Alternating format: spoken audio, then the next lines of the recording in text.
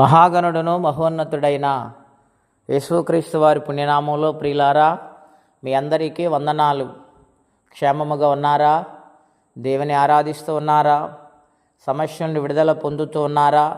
ప్రతినిత్యము వాక్యం వింటున్న వారందరికీ ప్రభునామన మరొకసారి వందనాలు తెలియజేస్తూ ఉన్నాను. సమస్యలకు భయపడకండి, బలహీనతలకు భయపడకండి. ప్రభు మనతో ఉన్నాడు. విశ్వాసముతో ముందుకు సాగిపోవాలి. విజయమిచ్చు దేవుని వైపు చూడాలి. ప్రతి సమస్యను పరిష్కరించేవాడు దేవుడై ఉన్నాడు గనుక ఆయన మీద ఆధారపడాలి. అలాగనే ప్రియులారా, మహావిశ్రాంతి దినము పునరుత్థాన ఆరాధన గనుక ప్రార్థనాపూర్వకంగా విజ్ఞాపనతో లోబడి పరిశుద్ధాత్మని సన్నిధిని అనుభవించుటకు మందిరానికి ప్రతి ఒక్కరూ కూడా రావాలని ప్రభు పేట మీకు మనవి చేస్తూ ఉన్నాను. ఆయన సన్నిధిలో నెమ్మది ఉన్నది, ఆయన సన్నిధిలో సంతోషం ఉన్నది, ఆయన సన్నిధిలో హృదయంలో ఉన్న కృంగుదల తీసివేసే శక్తి ఉన్నది. గనుక ఆయన సన్నిధికి ప్రతి ఒక్కరూ రావాలని మనవి చేస్తూ ఉన్నాను. కీర్తనల గ్రంథం 11వ అధ్యాయము 4వ వచనం, యెహోవా తన పరిశుద్ధ ఆలయములో ఉన్నాడు, యెహోవా సింహాసనం ఆకాశమందున్నది, ఆయన నరులను కన్నులారో చూచుచున్నాడు, తన కనుదృష్టి చేత ఆయన వారిని పరిశీలించుచు ఉన్నాడు. ప్రియ దేవుని బిడ్డలారా, ఆలోచన చేయండి. ఆయన పరిశుద్ధ ఆలయములో ఆయన నివాసములో ఆయన ఉన్నాడు. పాపి అయిన మానవుడు పరిశుద్ధుడైన దేవుడు కలిసే స్థలమే దేవుని మందిరం. గనుక దేవుని మందిరమును గూర్చి భక్తులు ఎంతోమంది ఆశ్చర్యమైన మాటలు వ్రాసారు. ఎన్నో అద్భుతమైన మాటలు ఉన్నాయి. దావీదైతే నేను ఆయన సన్నిధిలో ఎల్లప్పుడూ ఉండిపోవాలని కోరుకుంటూ ఉన్నాడు. ఏమండి, కోరహు కుమారులు ఎంతో అద్భుతమైన మాటలు వ్రాస్తారు.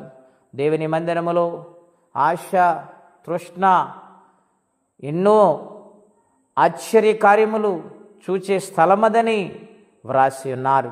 గనుక దేవుని మందిరములో ఆయన కలుసుకునే స్థలము గనుక ఏ కష్టములో ఉన్నా, ఏ యొక్క ఇబ్బందులు ఉన్నా, ఏ యొక్క వేదనకరమైన పరిస్థితులు గుండా ప్రయాణము చేసినా ఆయన స్థలములోకి వెళ్ళి నిలబడి, ప్రభువా నన్ను కరుణించి, నేను పాపిని, నన్ను క్షమించి, అయా నాయన ఈ సమస్యలను విడుదల పొందలేకపోతూ ఉన్నాను, అయా నా పరిస్థితిని మార్చు నాయన, నా అపరాధములు క్షమించు నాయన, నీవు తప్ప నాకు వేరే సహాయము లేదని ఆయన బ్రతిమాలుకుంటే ఆయన విడిచిపెట్టే దేవుడు కాదండి. మనుషులు నమ్ముట కంటే యెహోవాను ఆశ్రయించుట మేలు. ప్రియా దేవుని బిడలారా, దేవుని మందిరం ఉన్నతమైనదండి. ఆయన నివాసం అండి, పరిశుద్ధుడు నివాసించే స్థలం అది. గనుక దేవుని మందిరములో దేవుని కలుసుకోవడానికి హృదయం ఎంతో ఆశతో ఎదురు చూస్తూ ఉండాలి, ఆశతో పరిగెడుతూ ఉండాలి. అటువంటి నమ్మకం, విశ్వాసము, ఆనందము దేవుడు నీకు అనుగ్రహిస్తారు. దేవుడు అద్భుతమైన కార్యాలు జరిగిస్తారు.